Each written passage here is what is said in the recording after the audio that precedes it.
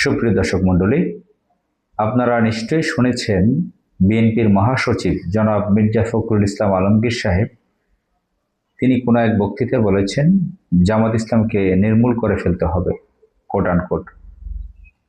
এ কথা নিয়ে জামাত ইসলাম খুব উত্তেজিতভাবে কোনো উত্তর এখনো দেয়নি।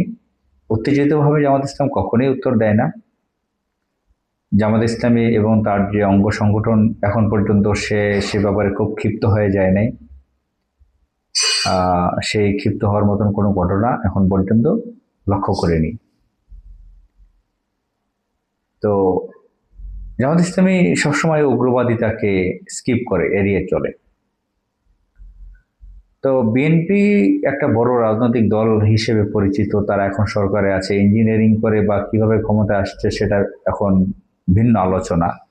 তারা তো সরকারে আছে, গভর্নমেন্ট চালাচ্ছে।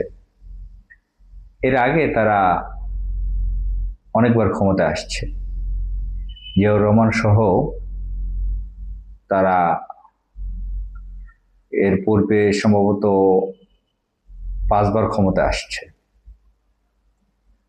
5 বার না 4 বার, এটা নিয়ে 5 বার সম্ভবত। শর্ট টাইম, লং টাইম, বিভিন্ন সময় তারা ক্ষমতায় ছিল।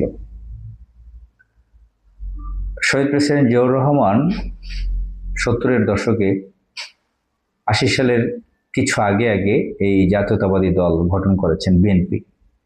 এখানে বাম, রাম, আমলা, সাবেক সামরিক কর্মকর্তা, সাবেক আওয়ামী লীগ নেতা, জাসদের নেতা অনেকে এসেছেন। তো এখানে বাম রাজনৈতিক দল থেকে মির্জা ফখরুল ইসলামও এসেছেন। মির্জা ফখরুল ইসলাম আলমগীরের পিতা পাকিস্তানি রাজাকার ছিলেন, চখা মিয়া। তো এই মির্জা ফখরুল ইসলাম এত বড় একটা রাজনৈতিক দলের নেতা এবং সরকারে আছে, তারা কিভাবে ক্ষমতা আছে, কোন ইঞ্জিনিয়ারিং এর মাধ্যমে সেদিকে যাচ্ছে না, কিন্তু ক্ষমতায় আছে, সরকারে আছে। এত বড় একটা দলের মহাসচিব, সাধারণ সম্পাদক বা জেনারেল সেক্রেটারি, যেটাই বলে না কেন, তাদের দলে মহাসচিব শব্দটা ব্যবহার করা হয়। সাংগঠনিকভাবে বোঝা যাচ্ছে তিনি সেকেন্ড পাওয়ারে, কার্যত বা বাস্তবে তিনি সেকেন্ড পাওয়ারে নেই। তারপরেও তো তার পজিশন, প্রোটোকল সেই অনুযায়ী তিনি মহাসচিব দলের। তিনি একটা রাজনৈতিক দল, জামাত ইসলামের মতন একটা রাজনৈতিক দল যেটার বয়স 84 বছর, যা এখন বর্তমানে বিরোধী দলে আছে, বিশাল সংখ্যক সদস্য নিয়ে, বিশাল জোট নিয়ে ক্ষমতায় আছে এবং তারা পার্লামেন্টে ছিল। বিএনপি রাজনৈতিক দল হিসেবে প্রতিষ্ঠা হওয়ার বহু আগে থেকেই তারা পার্লামেন্টে আছে। বিশাল একটি সুসংগঠিত রাজনৈতিক দল। তো যদি প্রচলিতভাবে গণতান্ত্রিক নিয়ম শৃঙ্খলা কালচার মানে, ডেমোক্রেটিক্যাল কালচার মানে ভদ্রতা থাকে ন্যূনতম, মির্জা ফখরুল ইসলাম তো একজন শিক্ষিত ব্যক্তি। কিছুদিন আগেও তিনি মরহুম শহীদ মতিউর রহমান নিজামীকে স্মরণ করেছেন কোন এক বক্তৃতায়। তিনি বলেছেন তিনি একজন শিক্ষিত ব্যক্তি ছিলেন, পণ্ডিত ব্যক্তি ছিলেন। সাবেক আমিরে জামাত মাওলানা মতিউর রহমান নিজামী, কারণ তারা একসাথে মিনিস্ট্রিতে ছিলেন। কৃষিমন্ত্রী ছিলেন মতিউর রহমান নিজামী, প্রতিমন্ত্রী ছিলেন মির্জা ফখরুল ইসলাম আলমগীর সাহেব। তিনি কিভাবে বলতে পারলেন যে জামাত ইসলামকে নির্মূল করতে হবে? এটা কি একদম সন্ত্রাসী কথা না? এটা তো ভারতের বিজেপির সন্ত্রাসীদের মতন কথা। কথা তিনি কিভাবে বলতে পারেন?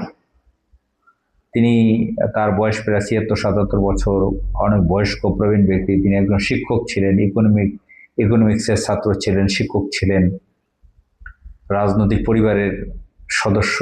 তার বাপ চাচা পার্লামেন্টে ছিলেন, রাজাকার ছিল সেটা আলাদা আলাপ। তিনি এর আগে বিমান প্রতিমন্ত্রী ছিলেন, এখন এলজিআরডি মন্ত্রী তিনি। তো এরকম একজন দায়িত্বশীল ব্যক্তি কিভাবে বলতে পারলেন যে জামাত ইসলামকে নির্মূল করে দিতে হবে?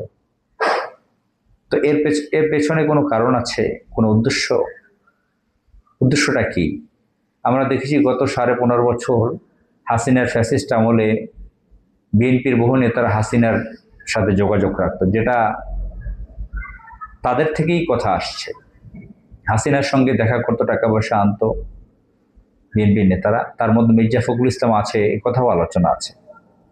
বা ভারতের হয়ে কাজ করে মির্জা ফখরুল ইসলাম আলমগীর সহ বিএনপির বহু সিনিয়র নেতারা ভারতের বিশেষ সংস্থা থেকে টাকা পয়সা নেয়, তাদের নির্দেশে চলে, দিল্লির নির্দেশে, সেই মোতাবেক কি, সেই সিস্টেম অনুযায়ী কি এই কথাটা বললেন জামাত ইসলামকে নির্মূল করে দিতে হবে?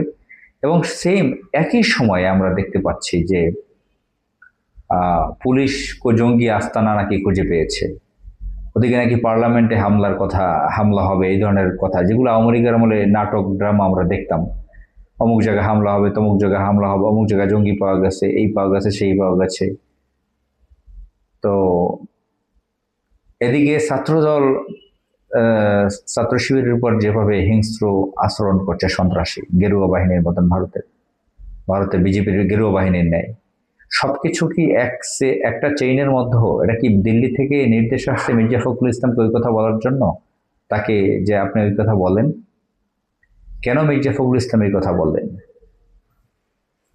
এর জবাব তাকে দিতেই হবে রাজনৈতিকভাবে, কারণ জামাত ইসলাম বৃহৎ দল, তার কাছে অবশ্যই জবাব চাবে। আসসালামু আলাইকুম।